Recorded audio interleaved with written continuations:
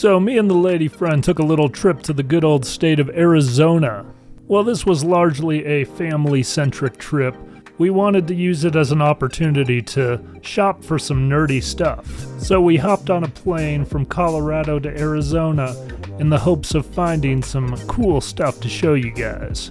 So with that being said, come along with us, ladies and gentlemen, on our little couples tour of the Phoenix area game and card shops.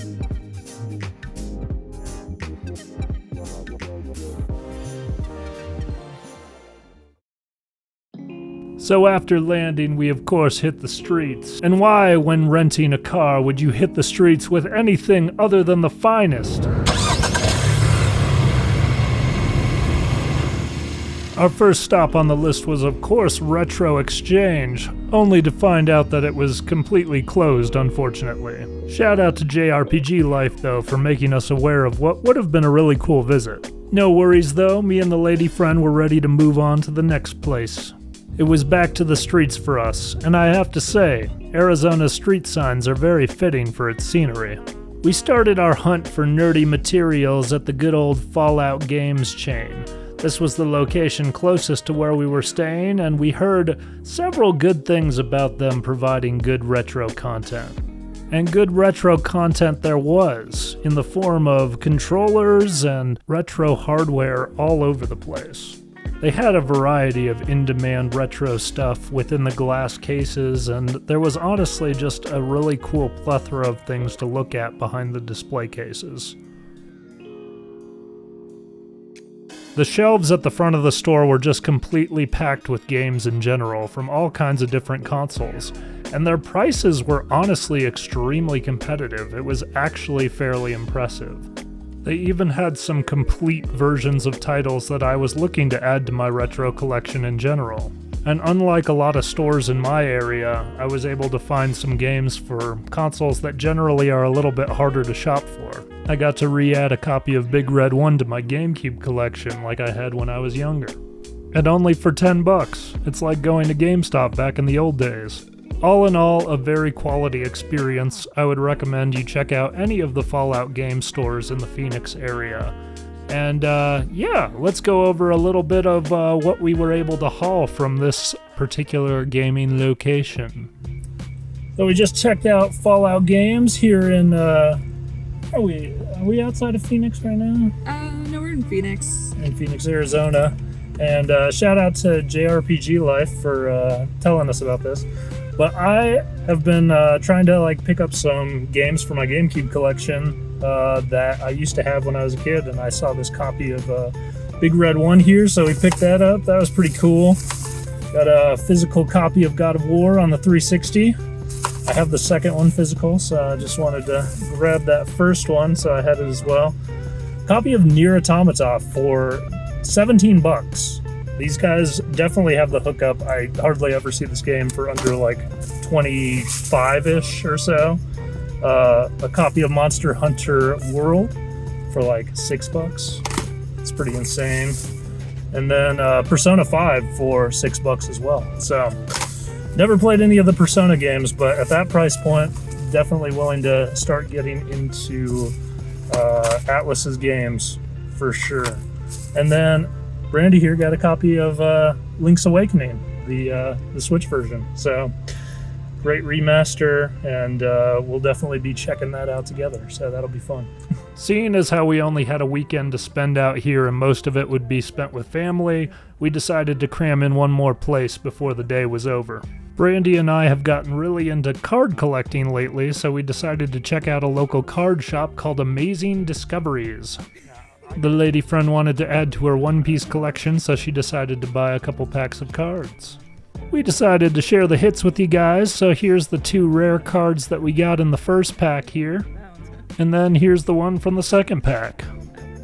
It just so happened to be a secret rare card.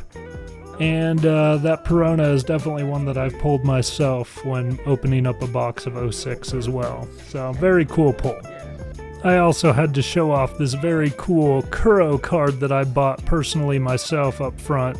I just love the reflective pattern on it, and He's honestly one of my favorite bad guys from the East Blue arc, so I just had to have this card. Maybe I'll even get it graded, who knows.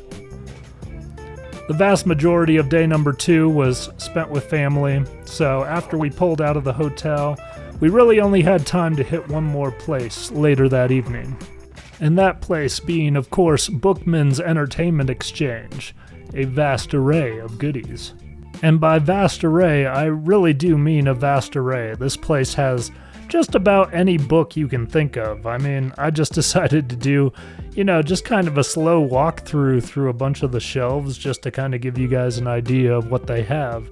It's more or less like a Barnes & Noble's, but it kind of circulates a bunch of used and traded in products as well. So you kind of get that library effect where you have a little bit more supply and more people changing hands with certain products and things. And of course, it's Bookmans, so the majority of what they sell is books, but they have a vast array of movies and games as well. And with that being said, let's go check out the game section. Honestly, a solid selection, guys. They had a good amount of shelves full of a bunch of retro games, and even some glass display cases with some heavier hitters in there. I was particularly drawn to the GameCube section because, well, like I told you earlier, I'm trying to look for old games I used to have. So after kind of perusing through a bunch of them, I stumbled across another old game that I used to have in my collection that I played on the GameCube all the time. That being Spider-Man 2. Having found a little bit of bounty to retrieve, we decided to call it a night because it was getting late.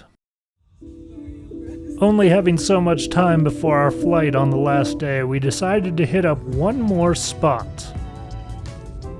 And of course, since we thoroughly were tapped out on games, we decided to go to another card shop, that being DNA Cards and Collectibles. This shop not only has a vast array of TCG-like cards like Pokemon, but also sports cards. That being said, they had no shortage of Pokemon cards as well. I mean, just check out this whole glass display case they had of graded Pokemon cards in it of themselves. They had plenty of loose ones up front too for sale for a little bit cheaper, honestly, and if anyone's a Pokemon card collector, this is definitely the spot to be if you're in Arizona. That being said, they had a bunch of really cool basketball and football cards.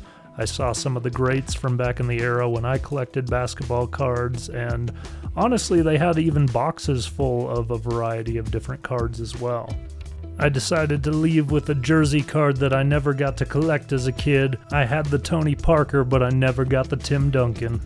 And that being said, guys, that was about all we had time for in our little short weekend trip to Arizona, so we got in the Stang and drove back to the airport. It was honestly a very rewarding trip as far as going to these few amount of shops that we did get to go to. Of course, because of the short nature of the trip, it left more things for us to do in the future next time we visit. And I'm sure we'll definitely hit up some of the local shops next time we're out here. I would highly recommend if you're in the Phoenix area to check out the places that we did check out. And yeah, guys, if you liked our journey here, feel free to hit that like button. It would help us out in promoting this channel to other people who might be into collecting and nerdy stuff like we are. And feel free to subscribe to see what kind of things that we do in the future.